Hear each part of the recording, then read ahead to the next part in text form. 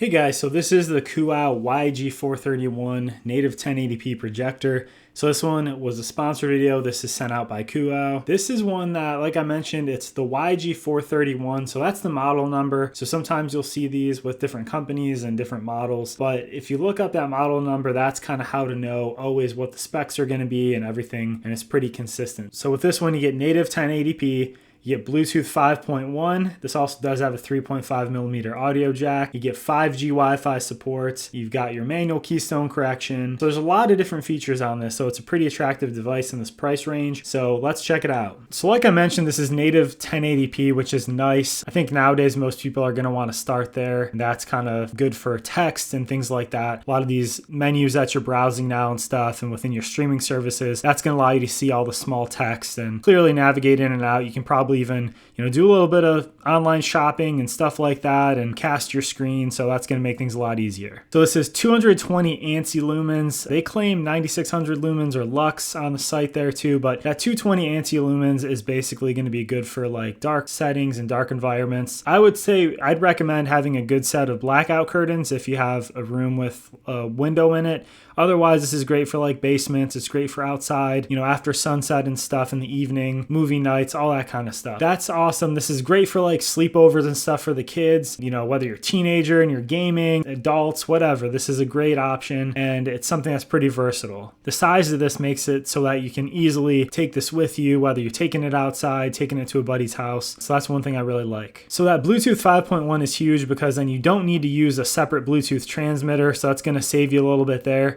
But you can hook this up to any type of other Bluetooth speaker that you've got or soundbar. Basically, you put that device in pairing mode, and then you should see that pop up on here once you go into the settings and you turn Bluetooth on. So that was pretty easy to do with my speaker. I'll show you here while I'm talking about this, kind of how simple that is to set up. But that's a great option. And with the Bluetooth 5.1, you're probably not going to get any lag at all, any noticeable lag at least. Since Bluetooth 5.0, I've noticed, I haven't had any issues with lag and stuff when you're looking at video, which used to be a big problem in the past. So that's no more. 5G Wi-Fi is nice because then when you're screencasting and stuff like that, 5G is typically faster than 2.4G networks, and 2.4G networks can get crammed when you got multiple devices on there because in the past that's what most things only supported. So the 5G for screencasting and stuff is going to help. You can expect sometimes there's going to be a little bit of lag more so with your video sharing and stuff like that. But if you're doing like screencasting and you're going to be maybe doing more stuff with like photos and slideshows or PowerPoints,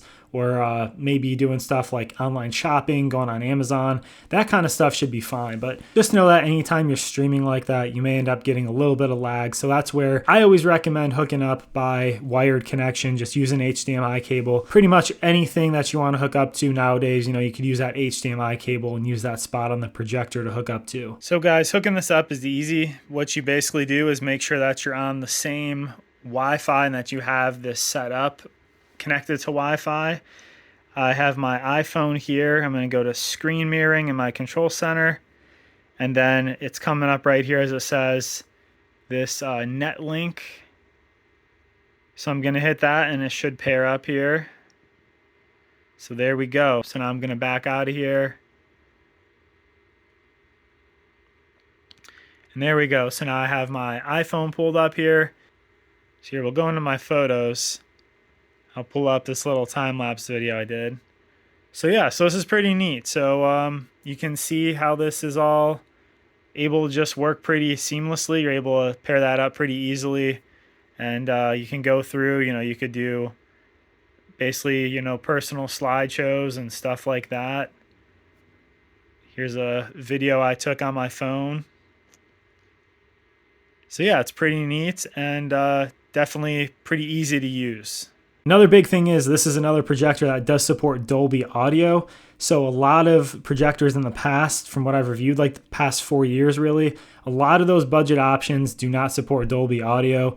So I even had to make a video on that and everything of how to do that, and this big workaround. You'd have to go into your sound settings and change it. With this, you're not going to have to worry about that, so there's going to be no headaches. Any of the kind of audio that you're playing through a streaming service or anything at all should be supported, and you shouldn't have any issues. So this does have 2 USB ports also. One of those is going to provide you power, so if you have like a powered device device like a Fire Stick, or if you're using a wired cable for your phone that you need power from, that's an option there. And then the projection size on this is pretty nice. You can get, basically they say, from a 42 to 200 inch screen. I have this set up as a 100-inch diagonal screen in my media room. So you can see what that looks like here. Basically with all these projectors, again, with budget ones, the further back you move these, that is going to be what increases your screen size. So if you run out of room and you have like a tight room, you're basically not going to be able to get that screen size any bigger. To decrease it, you move it up closer to the wall of your screen. From 4.27 feet, that'll give you about a 42-inch screen. All the way back to about 20 feet away is going to give you about a 200-inch screen. And you do have a zoom range here, so you can't zoom and make the screen bigger, but you can always zoom it down. If you do have this set up a little bit further away, if you wanted to make this smaller,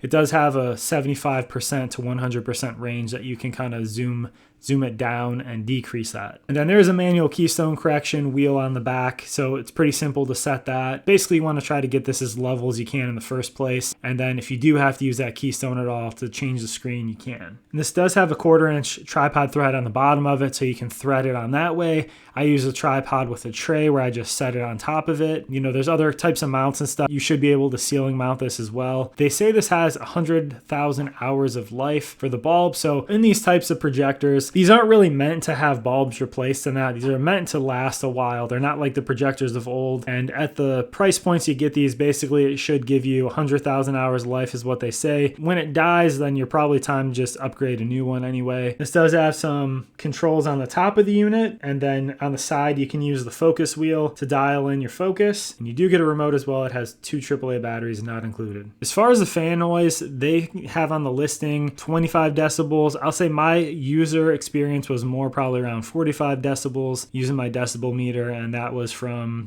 4 or 5 feet away. The speakers on this model, the internal speakers, are pretty decent, and you can definitely use those standalone. I do really like that Bluetooth feature though, because I would highly recommend then hooking up to an external set of speakers or an external Bluetooth speaker. That's going to definitely increase the sound quality, and it's going to help you out with the volume. So that is something that always just helps, because then if there is any fan noise anyway, you can basically drown that out by hooking up to another speaker. But guys, as far as the picture quality and everything, I'm pretty impressed with this. I think it reproduces colors very well compared to looking at the screencast from my MacBook. It looks pretty good. It looks, very, very similar. I'm pretty happy with it. I think the native 1080p is good. Like I said, for anyone kind of getting into these projectors, I think now that's a good starting point. It used to be 720p. I think now 1080p is very affordable, and it's a great option. So like I mentioned, within those streaming service menus and with text, and if you're going to use this, say, for PowerPoints or anything else like that, the text really is a lot more discernible at the 1080p compared to, say, 720p. So guys, I think this is a great option, especially with holidays coming up. This would make a great gift. It's a nice small package, and there's a lot of different features in here between the Bluetooth, the screencasting, 5G support. All that stuff's really nice. I think this will last you a good few years at least. And yeah, it's definitely a good option if you want to do something a little different and have a media room, or be able to just have the portability to, like I said, take this with you.